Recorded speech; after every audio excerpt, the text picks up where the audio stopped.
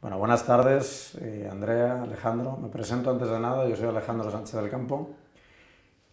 Soy abogado, trabajo en Telefónica, llevo más de 20 años en la asesoría jurídica de Telefónica, haciendo distintas cosas. Ahora estoy en temas que tienen que ver con Internet de las Cosas y también que tienen que ver con servicios de vídeo, de televisión de pago, antes en España y ahora en los países de LATAM.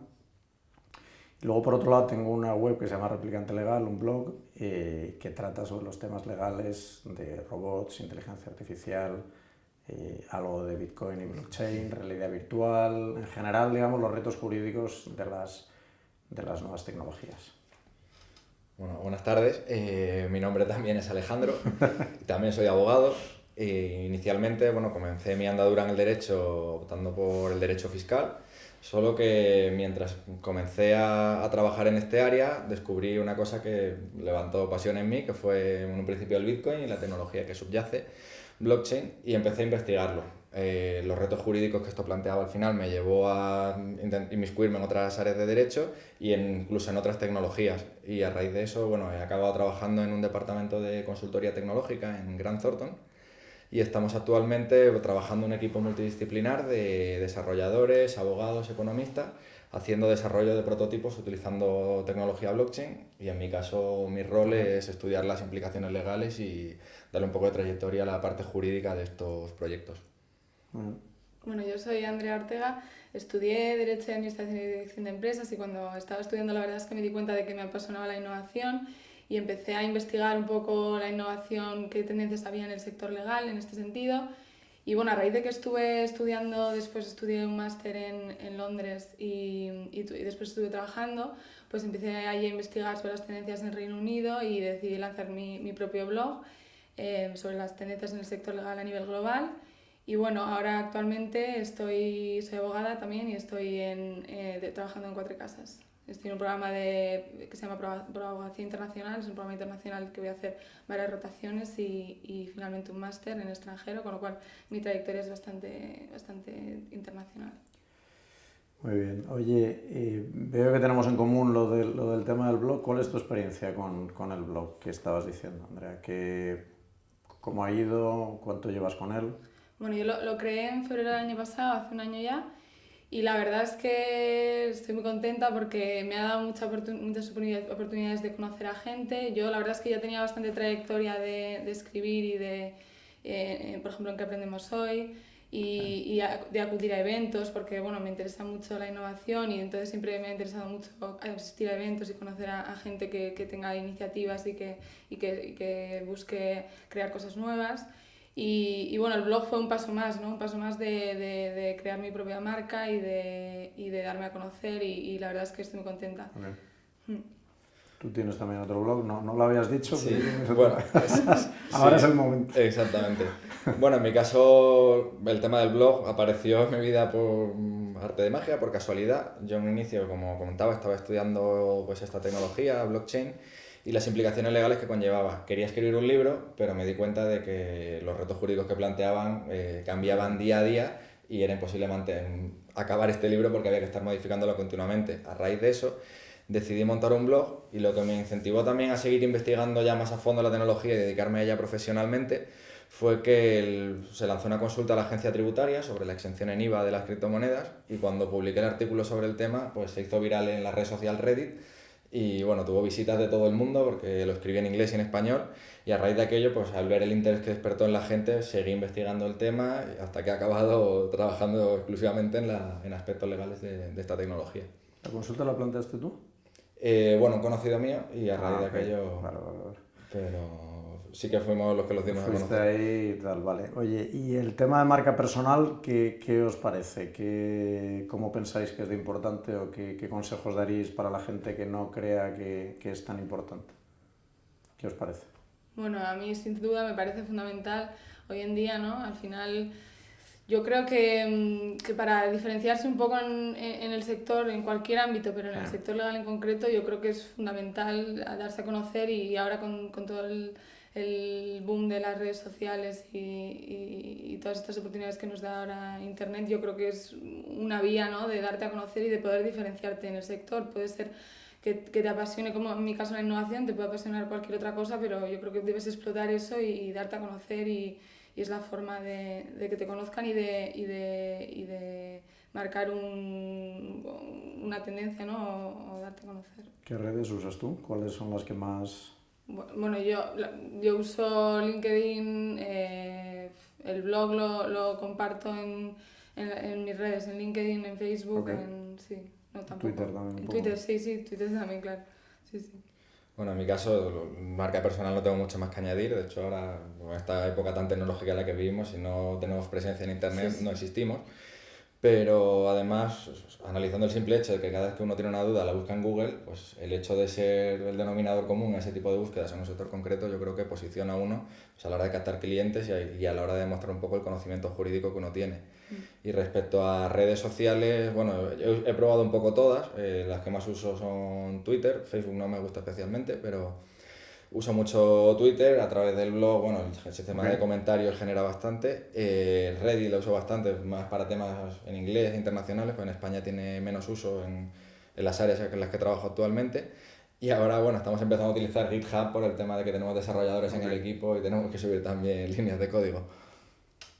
Oye, y los dos mencionabais el tema del inglés. ¿Qué os parece eso? O sea, el hecho de escribir en inglés, que ambos escribís en inglés, ¿lo hacéis por visibilidad? ¿Cuál es la...?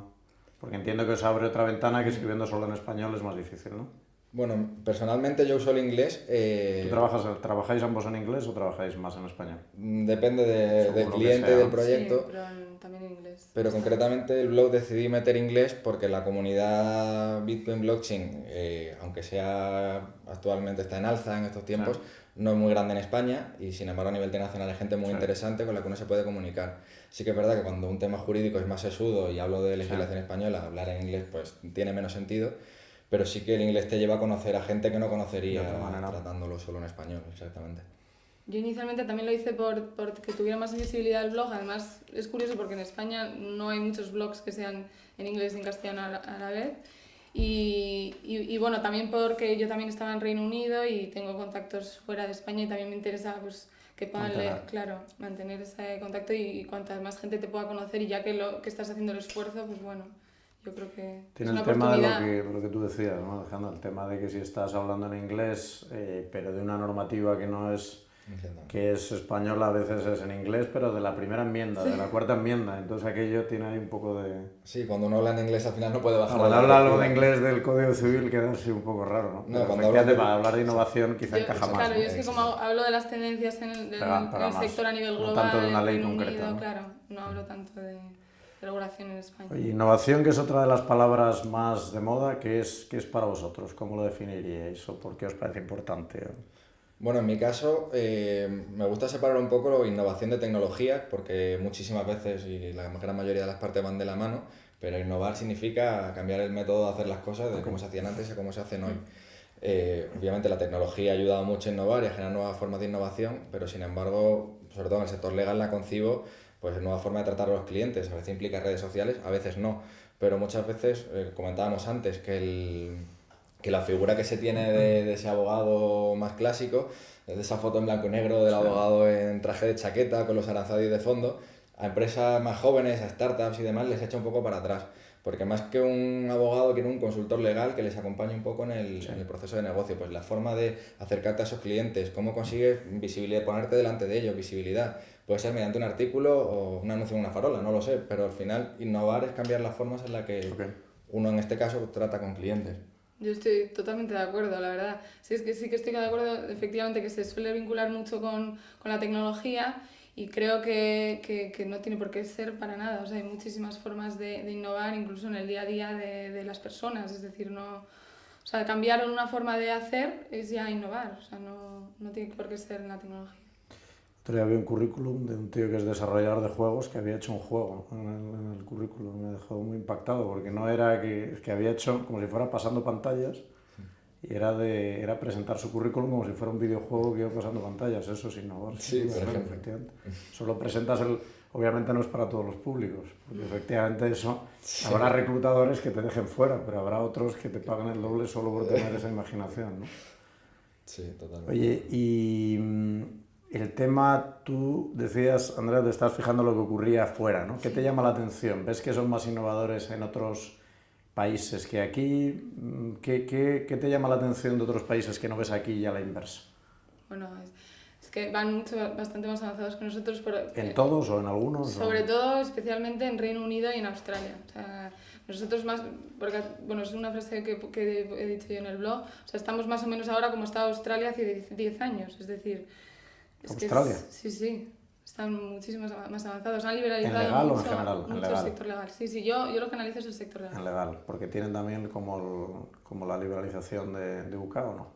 Sí, O sea, sí. ocurrió lo mismo, ¿no? En el 2007 Sí, en UK lo que pasa y en es que lo Australia. hicieron bastante antes. O sea, empezó Mucho Australia antes. y luego UK. Sí, Australia en 2001 y Reino Unido en 2007. 2011.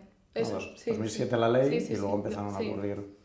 Sí, yo por añadir un ejemplo en la línea de Reino Unido. Al final nos llevan siglos de ventaja, también el sistema normativo es distinto. Aquí prima la seguridad jurídica, lo que hace el sistema jurídico nuestro un poco más estático. Pero ahora que estamos trabajando concretamente en mi área, en derecho bancario y tecnología, Reino Unido lo ha enfocado de una forma totalmente distinta a la que tenemos aquí. Han montado sandbox donde participa el gobierno con startups, con empresas más grandes. Les deja incluso operar sin licencia, con una supervisión un poco más estricta y con un nicho de clientes un poco más pequeño, operar sin licencia. Eso te permite, por ejemplo, probar un producto mínimo viable antes de tener que gastarte una millonada en compliance y requisitos regulatorios. Pues eso aquí, la verdad que en ese sentido les tengo un poco de envidia. Y también romper una lanza por el gobierno de Estonia, que ha cambiado radicalmente en los últimos años. Y también en tecnología, o sea, el nivel al que está llevando la tecnología el gobierno en Estonia de hoy es alucinante. Yo concretamente lo estoy viendo por el tema de blockchain, que lo han metido ya a nivel gobierno, incluso para gestión de DNIs y firmas digitales. Entonces, en ese sentido sí que se está incluso llevando tecnología e innovación dentro del gobierno, no solo en dejar hacer, sino también tener proactividad y hacerlo el gobierno Tema mismo. de educación, de cultura, ¿no? Eso nos falta quizá, ¿no? Porque tienen más, en otros países están más acostumbrados, ¿no? A esa parte. Sí. Me llama la atención que no citéis Estados Unidos, por ejemplo, que sale como referente siempre en temas de innovación y que están haciendo cosas también interesantes. En desarrollo tecnológico sí, pero en liberalización del sector legal para nada. Pero no quizá en liberalización, sino en maneras de prestar los servicios, ¿no? Hay nuevas firmas, como pues Watson como Action viene de Estados Unidos. Pero lo que hacen es saltarse los obstáculos legales que hay en cuanto a liberalización. Vale, o sea, ahí digamos tienen una normativa que no les ayuda, Sí, pero lo eso hacen, es. lo corrigen Sí. con su manera un poco de, oye, si no está prohibido, está permitido, De avanzo hecho. y que alguien me frene, ¿no? De hecho, por poner otro ejemplo, lo que pasa en Estados Unidos versus lo que pasa en Reino Unido, en el sector en el que estoy yo ahora mismo.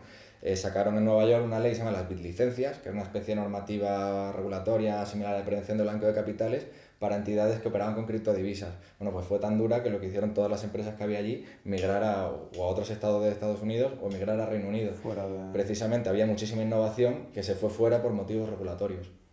Bueno, eso es lo curioso es que los gobiernos no se dan cuenta de eso, pero eso es una realidad incuestionable. Si no tienes una regulación y en el Reino Unido la tienen, en Estados Unidos la tienen para otras cosas en general, en esto quizá no, pero en general en innovación la tienen, al final el negocio se va a otro lado, ¿no? Claro. Oye, ¿y qué creéis que, esta es la pregunta típica, ¿no? Pero ¿qué creéis que aportáis los millennials? Porque vosotros ambos coincidís yo estoy ya fuera justo por un pelo de la generación millennial, pero vosotros estáis de lleno. ¿Qué creéis que aportáis los millennials? ¿Qué creéis que os aporta la siguiente generación? ¿Cómo veis ese debate que está constantemente? Bueno, yo lo que creo es que los millennials tenemos, bueno, los jóvenes abogados, bueno, en general los jóvenes, creo que tenemos que lanzarnos y ser creativos, innovar y pensar que somos los abogados, los profesionales del futuro y que somos los que tenemos que cambiar el status quo, dar iniciativas, crear proyectos y un poco intentar crear cosas nuevas. Yo creo que somos los que además hemos estado más cercanos a la tecnología, hemos nacido con la tecnología y que somos los que más la podemos conocer y los que más podemos aprovecharlo para lanzar ideas y proponer cosas nuevas y que no tenemos que tener miedo, sino que tenemos que dar ese salto y tener iniciativa. A mí me parece muy importante y creo que es algo que precisamente en el sector legal que puede faltar en muchos casos. Totalmente, yo creo que hay una oportunidad muy grande. También es cierto que me gustaría hacer un matiz aquí, que la prensa le gusta mucho poner etiquetas y poner una cosa versus la otra y el bien versus el mal, y han puesto como millennials versus la gente de generaciones mayores. Y yo creo que aquí, bueno, hay como también nos gusta poner nombres a las cosas, hablan de competitividad, que no está compitiendo el millennial contra el de arriba, sino que cada uno aporta un valor totalmente distinto. Pues los abogados más mayores que aportan conocimiento jurídico, que es lo más importante para empezar a prestar servicios, y experiencia, sobre todo, tanto a nivel de aprender de los errores que ellos han tenido como los que no. A nivel millennial yo creo que, como bien decía, tenemos menos miedo al fracaso, por así decirlo. Hemos nacido con la tecnología debajo del brazo, y la tecnología como ha funcionado a base de ensayo y error. No nos da miedo tocar un botón y que el ordenador se rompa, se puede formatear, y eso es algo que yo creo que en las generaciones de nuestros padres no ha vivido. Era un poco más lineal en este sentido. Pero yo creo que aprovechando un poco las dos culturas sí que se pueden hacer cosas nuevas. Pues tampoco puede uno innovar a lo loco y cambiar radicalmente cómo funciona una cosa, aplicarla radicalmente, una nueva tecnología, aplicarla a todos los clientes y que no funcione y cargarte una empresa. Tampoco es eso, pero sí es verdad que perder un poco el miedo al fracaso, y que si una cosa no sale puede volver a salir de otra forma. Y yo creo que ese mix entre la experiencia de nuestras generaciones mayores con la visión global que aportamos, en este sentido, es bastante valiosa. Sí, sin duda. Sin duda, sin duda. Os quería preguntar cómo creéis que los jóvenes, que los millennials están teniendo iniciativa, o sea, que verdaderamente se están lanzando retos, lanzando ideas, proponiendo proyectos, o qué experiencia tenéis vosotros. Bueno, yo aquí que es cierto que hay de todo, pero aquí me gustaría también saltar un chascarrillo, y es que la universidad en muchos casos debería de modernizarse, porque muchas veces la gente pues conoce lo que ha vivido su profesor o lo que se ha vivido arriba, pero no saben las posibilidades que hay fuera. Yo desde primero de carrera pues estamos viendo cómo había la posibilidad de trabajar en un despacho grande, pequeño, mediano, internacional o nacional, o trabajar en el departamento jurídico de una empresa. Pero hay muchísimas más oportunidades que por desconocimiento o por simplemente que no se han comentado, no se sabe que existen. Yo al final, pues por vicisitudes del destino y sin buscarlo, he acabado trabajando en un departamento de consultoría tecnológica, y no por ello he dejado de ser abogado y me he convertido en un consultor. Tengo que prestar servicio de consultoría, pero siempre desde un punto de vista legal. Luego, además, también participo en mi propia startup, donde los retos legales también son grandes. El nicho de startups es grandísimo, como comentábamos antes. Muchas se ven desatendidas, vienen de un despacho jurídico donde van con una duda y les llega el abogado simplemente diciendo que esto no se puede hacer porque el artículo tal del Código Penal o del Código Civil te dice que no se puede. Y no es la respuesta que estaban buscando. Esto no se puede, pero tienes esta alternativa, enfócalo de otra forma. Quieren un poco de consultoría, y en ese sentido yo creo que se pueden buscar nuevas oportunidades más allá de las que ya había. Yo creo que es un tema más de actitud, a tu pregunta. O sea, hay gente millennial que no tiene esta actitud que vosotros estáis diciendo. Para mí no es, digamos, no es millennial igual a esa actitud de innovar, cambiar y tal. No va necesariamente acompasado. Y hay otra gente de otra edad, anterior o posterior, que sí la tiene, ¿no? Yo creo que para mí debería ser más hablar de la actitud. Yo coincido con esa actitud que decís vosotros es la correcta, es la que ayuda a cambiar cosas, ¿no? No necesariamente, o sea, no porque tengas 25 eres de esa manera y porque tengas 50 eres de otra, ¿no? Para nada.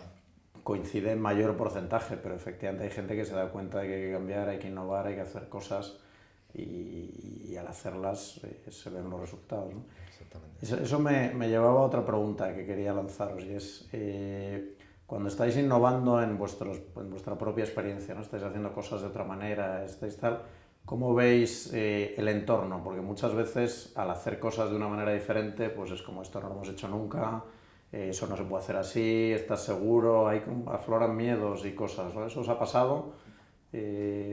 ¿No habéis tenido esa sensación? Un poco de vértigo a veces. A mí me ha ayudado mucho porque trabajamos en un departamento donde hay desarrolladores, ingenieros informáticos, telecos, hay gente de económicas y de ADE, estamos abogados, y ahí sí que se ve mucho, se pierde un poco la versión al cambio, porque muchas veces pues, uno es abogado y no tiene un conocimiento técnico sobre un desarrollo tecnológico que pueda tener otra persona. Y el tener esas personas al lado y trabajar colaborando en lugar de, pues ahora la parte legal te toca a ti, ahora la parte de desarrollo te toca a ti, el trabajar conjuntamente yo creo que quita un poco ese miedo y ayuda. Por un lado, pues tienes el punto de vista legal. Por otro lado, también me gustaría añadir que ayuda mucho perder el miedo a colaborar con abogados de fuera, que muchas veces los despachos, como pasa en otros sectores, son un poco herméticos y hay un poco miedo a colaborar entre un despacho y otro. Y sobre todo en despachos boutique, no se puede abarcar todo el conocimiento jurídico. Sí. La colaboración es fundamental porque un despacho puede ser especialista en protección de datos y el otro en prevención de blanqueo de capitales y no necesariamente están compitiendo entre sí. Al revés. Y eso de poner abogados en conjunto trabajando, aunque sean de despachos distintos, te ayuda a tener una visión que no se tiene en otro sitio y por querer abarcar todo no se llega a colaborar. Estoy de acuerdo. ¿Tú por ir abriendo camino has tenido algún o no? ¿O en general te ha resultado fácil? Yo la verdad es que por mi experiencia me resultó sorprendente porque cuando empecé en el despacho pensaba que iba a ser todo mucho más rígido, que quizás a los más jóvenes no se nos iba a escuchar tanto, ¿no? Porque no tenemos tanta experiencia o que las iniciativas quizás no iban a tener tanta acogida. Pero todo lo contrario, la verdad es que me ha sorprendido para bien y he tenido mucho apoyo y todas las iniciativas que he tenido están siguiendo adelante y estoy, en ese sentido estoy muy contenta y creo que es un cambio que está habiendo en el sector. Creo que cada vez se está potenciando más la innovación, hay un mayor interés porque los despachos, los grandes, pequeños, medianos, sigan, ¿no? esa tendencia a innovar. Se están dando cuenta de que es muy importante y están incentivando a que la gente a sus empleados innoven y tengan ideas y las aporten Sí, solo hay un tema, que es que hay veces que hay que romper, tú hablabas antes de romper, ¿no? Hay veces que para innovar y para ir por otro camino hay que romper o hay que canibalizar algo o hay que cambiar drásticamente de manera de ser, ¿no? Entonces eso hay veces que no, en organizaciones grandes sobre todo no es tan fácil, porque implica, a veces tienes que ir... Bueno, se pueden hacer pequeños experimentos al final. haciendo y se deben hacer. El problema de lo que a veces ves es que efectivamente dices, bueno, ya lo haré, porque esto realmente es un cambio tan drástico que casi me supone, pues eso, no romper, pero sí dejar de hacer muchas cosas, cambiar los procesos, no siempre es fácil, ¿no?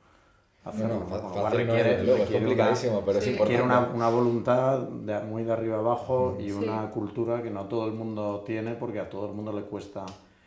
Claro, vosotros tenéis menos legacy, digamos, menos mochila, es más fácil, pero cuando ya llevas haciendo las cosas durante mucho tiempo es más difícil decir, sí, pues mañana lo vamos a hacer de otra manera. Sientes la necesidad, pero no siempre es tan fácil, ¿no? No, sí, fácil, desde luego, desde mi punto de vista no lo es. De hecho, en muchos casos es muy complicado, pero no por ello es menos importante, sino que le pregunten a Kodak. A Kodak y a otros muchos. Si fuera solo Kodak sería un ejemplo, pero ahí... No, pero me refiero a eso, que al final hay que probar, hay que arriesgar y, bueno, concretamente en Grant Thornton, quien dirige el departamento, pues vino de una startup de Singapur y le contó al socio de consultoría pues que era esto de blockchain y demás.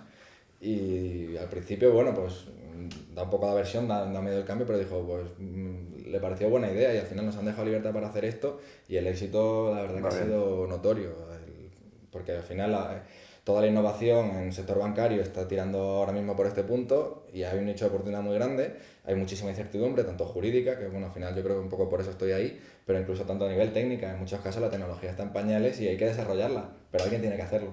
Entonces... Eso ayuda, llegar primero está demostrado que ayuda mucho, ¿no? Pero en el caso de los despachos que hablábamos, Andrés, y claro, si supone cambiar, por ejemplo, el régimen de facturación por horas, pasar a otros modelos, que hemos mencionado alguno, que supone, es un cambio muy fuerte, ¿no? Hacer un pool de abogados, o sea, otras tendencias que hay ahí, es un cambio muy potente que no siempre es fácil digerir, ¿no? O sea, que hay que, la clave es la actitud hacia ese cambio, ¿no? ¿Y dónde os veis en 10, 15 años? ¿Qué os veis haciendo? ¿Os veis con el mismo espíritu, de otra manera? ¿Cómo os veis? Laboralmente, sinceramente, no tengo ni idea porque esto cambia día a día y al final yo no me iba a imaginar que estaba haciendo lo que estaba haciendo ahora tan pronto. Por ejemplo, yo pensaba que a nivel legal la necesidad de abogados en este área iba a tardar en llegar, por eso empecé con un tema divulgativo y llegó antes de tiempo. Lo que sí que es importante es no parar nunca y siempre hay muchas cosas que hacer, muchos sitios donde innovar. La tecnología siempre está ahí, siempre hay gente investigando nuevos sitios donde hacer cosas nuevas y lo importante es no estar parado, que si alguno acaba en un sitio acaba en otro, pues eso uno no lo sabe, pero sí que, como digo, lo importante es no parar nunca. Yo igual, es que realmente tampoco puedo decir... ¿No te ves? ¿No has hecho esa proyección? Estás viviendo el día a día y ya está, ¿no? Sí. A ver, sí que es verdad que estoy en un programa que es de varios años de duración. Es un programa internacional que son varios años de rotaciones por diferentes áreas y departamentos del despacho y luego un máster en el extranjero y luego un secondment en una firma en Estados Unidos donde haga el máster, con lo cual son varios años, ¿no? Pero bueno, yo lo que sí que espero es poder seguir lanzando ideas y proyectos y hacer esto que es lo que al final a mí me apasiona, la innovación y poder seguir en esta tendencia y poder ofrecer nuevos proyectos y hacerlos realidad. A mí es lo que me gustaría. ¿Y qué creéis que va a cambiar más el mercado legal a corto plazo? Hablan de temas como inteligencia artificial, hablan de otras maneras de trabajar, hemos mencionado alguna. ¿Qué creéis que va a ser lo que más va a generar disrupción en el mercado legal si no la ha generado ya? Yo en mi caso, y por lo que... Lo tuyo está claro, tu respuesta está clara. Ahora te pregunto por qué, pero dejamos primero a Andrea y luego tú me explicas por qué va a ser tan disruptivo el blockchain. No, yo estoy con él, ¿eh? ¿También votas blockchain? También ¿Más voto, que inteligencia artificial? Las dos cosas. También la inteligencia artificial yo creo que quizás no tan a corto plazo, ¿no? No sé, o no lo sé, pero yo creo que sí, inteligencia artificial, blockchain... ¿Por qué blockchain? Cuéntanos para los no iniciados. Para los no iniciados en blockchain, ¿por qué va a ser tan disruptivo? Antes de ello quería añadir que las cosas además van unidas. Bueno, me imagino que lo conocerás bastante mejor que yo. Watson, el proyecto Watson de IBM, ha metido desarrolladores de blockchain en su plantilla y lo están llevando también por ahí. No, pero el tema es que lo que... Luego pregunto por Watson. Vamos a seguir con blockchain. Venga, ¿por qué blockchain va a cambiar muchas cosas en el sector legal? Bueno, en definitiva, por resumirlo muy brevemente, lo que te permite hacer blockchain que no te permitía antes era transaccionar entre dos partes, y no hablo solo de transacciones económicas, incluso transacciones de información, sin necesidad de un tercero. Actualmente, por poner un ejemplo muy sencillo, cuando uno tiene una cuenta corriente, deposita su confianza en el banco de que hay un asiento contable en esta entidad financiera que dice que tu saldo de la cuenta corriente es de 200 euros.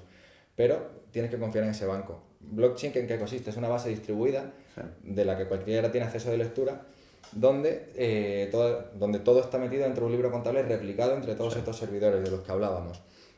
¿Qué ocurre? Que cuando una persona hace una transacción, se queda reflejado en todos estos servidores. Y cuando alguien intenta hacer lo que se llama un doble gasto, es decir, gastar el mismo dinero dos veces, cosa que ocurre, por ejemplo, con tarjetas de crédito, aquí no puede ocurrir, porque cuando se falsea una segunda transacción, el resto de la red está viendo que esa transacción es falsa. Esto tiene un matiz muy importante porque cambia radicalmente el concepto de propiedad. Hemos convertido la propiedad en un activo verdaderamente intercambiable que no depende de bases de datos heterogéneas, donde cada uno tiene la suya y confía en las partes en que todo va a machear una vez que lo intentamos poner en común. Y en la joya de la corona de toda esta tecnología son los smart contracts, que puedes dotar de inteligencia, darle un poco de lógica técnica a esto, sí, exactamente, lógica de negocio a estos activos. Puede ser desde una moneda, como conocemos Bitcoin, hasta un bono emitido por una entidad.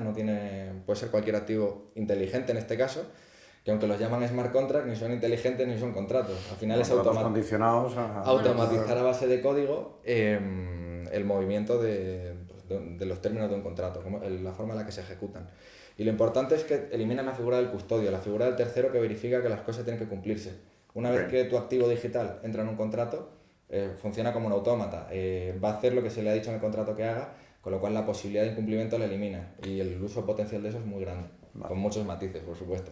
Bueno, yo tengo algunos matices, pero creo que esta no es la charla de eso. ¿Tú también lo ves tan fervientemente, a pesar de...? Sí, sin duda. Que va a revolucionar y que va a eliminar a tantos intermediarios. Sí. Y es una tecnología que es muy escalable, porque al final lo puedes aplicar en muchísimos ámbitos, con lo cual... Oye, el tema de que saber programar va a ser como ahora saber hablar inglés, ¿estáis de acuerdo? Como una habilidad que va a ser tan necesaria como es ahora el tema de hablar inglés. ¿Os parece que es exagerado? Porque lo está diciendo ya mucha gente. Yo estoy en ello, concretamente. Tú también me imagino tu respuesta, pero tú que estás quizá menos en eso, ¿te parece que es tan relevante, digamos, entender toda esa parte de programación, software, algoritmos, entenderlo de verdad bien, no en... Hombre, hasta cierto punto, ¿no? Y por lo menos yo creo que una base mínima de programación, de conocer las tendencias, yo creo que eso va a ser fundamental. Ahora, claro, no todo el mundo quizás tendrá la misma facilidad para aprenderlo, porque al final, pues bueno, somos abogados. Pero yo creo que sí, el perfil de abogado tecnólogo yo creo que va a ser fundamental de aquí a unos años. Y el que primero empiece, el que primero... Sí, pero hay abogado digital que el concepto es que entiende, que es un poco friki, digamos, que entiende esos temas y tal, pero este es un paso más. Otro este nivel es un de... paso de, oye, me pongo a hacer un smart contract porque me pongo a picar código. Eso es un paso más difícil, hay que tener otro conocimiento mucho más... Bueno, pero te puedes complementar con una persona que sea el técnico que... Esa es la manera en que ocurre ahora, ¿no? Es como, oye, son equipos multidisciplinares, voy de la mano. Paso es, oye, es que yo digamos, cuando me enseñan el código entiendo lo que hay detrás. Yo creo que sí que va a ser muy importante. Sí, además, observando un poco la tendencia de la tecnología, ya hay plataformas como Eris, que es una blockchain, han sacado un proyecto paralelo que se llama Eris Legal, que lo que pretenden es simplificar un poco, casi convertirlo en pseudocódigo, el cómo se ejecuta un contrato inteligente. Lo que se busca con ello no es que el abogado programe o pique el smart contract, que a mí me gustaría hacerlo, pero porque soy ese friki de otro nivel. No, estoy en ello todavía, voy con otro preguntar cómo se hace. Bueno, no. Pero lo que sí es importante es entender lo que estás pidiendo y lo que se te entrega cuando pides un contrato inteligente. De hecho... Porque de otra manera no nos llegaba... Y también ocurre lo contrario. Si un abogado se pone a hacer esto, se puede encontrar también con problemas tecnológicos. Un ejemplo bastante divertido es que un contrato, al final que estábamos probando, acababa en una variable que era 1 partido por x, por ponerlo simple. Y se nos olvidó poner el matiz de que x no fuera igual a 0, con lo cual te daba infinito y te cargabas el contrato. Entonces hay que tener detalles tanto tecnológicos como legales. Por ejemplo, un smart contract podrías hacer un contrato de nulo de pleno derecho por ser perpetuo. Que el contrato no pueda pararse nunca si no le pones lo que llaman una cláusula de suicidio. Okay. Eso, el abogado tiene que decirle al programador que meta este tipo de cláusulas para que la gente pueda salirse del contrato o buscar una forma de un árbitro o alguien que pueda mediar para que el contrato deje de ejecutarse. Es muy importante tener tener gente híbrida entre el sector tecnológico y el legal, sin tener necesariamente que saber ser el mejor programador del mundo, simplemente leer algo y entender lo que se te está aportando. Alejandro, a mí me gustaría saber cuál es tu opinión sobre la inteligencia artificial y bueno, Watson o... Pues mira, la inteligencia artificial tiene obviamente muchos conceptos, ¿no? Ahí yo creo que la división más interesante entre la inteligencia artificial fuerte y la débil, ¿no? O sea, yo creo que la idea de inteligencia artificial débil, o sea, de un solo tema, pues el ejemplo de ganar al ajedrez al campeón del mundo, ganar algo, ganar tal, eso ha demostrado que es muy potente y ha hecho unos progresos que no se esperaban cuando empezó todo el tema de inteligencia artificial. En cambio, tengo más dudas porque es más difícil la inteligencia artificial general, lo de que va a sustituir al ser humano, el tema del sentido común, el tema de las emociones, o sea, el conseguir que eso sea una realidad me parece que está llevando mucho más tiempo del que los propios padres de la inteligencia artificial pensaban y que va a llevar verdaderamente mucho tiempo. Entonces seguiremos viendo máquinas que hacen muy bien una tarea, mejor que el ser humano, sin duda ninguna, pero en cambio la general es más difícil. En el mundo del derecho va a ir colonizando parcelas, sin duda, porque evidentemente para procesar textos, analizar información, es muy difícil que un ser humano pueda ganar, ya de hecho hoy no es factible, ¿no? De ahí obviamente evoluciona a hacer contratos más simples, cada vez más elaborados. Yo creo que va a ser una tendencia a tener en cuenta. Creo que a día de hoy todavía no está suficientemente madura como para sustituir obviamente la labor del abogado. Lo que sí va a sustituir, en mi opinión, o ya lo está haciendo, son las capas donde se aporta menos valor. Mira, la clave es ser capaz de aportar valor. De otra manera, yo creo que va a ir, no solo la inteligencia artificial, otras tecnologías complementarias van a ir cada vez haciendo más difícil la labor de un abogado que se limite a hacer formularios, a buscar información.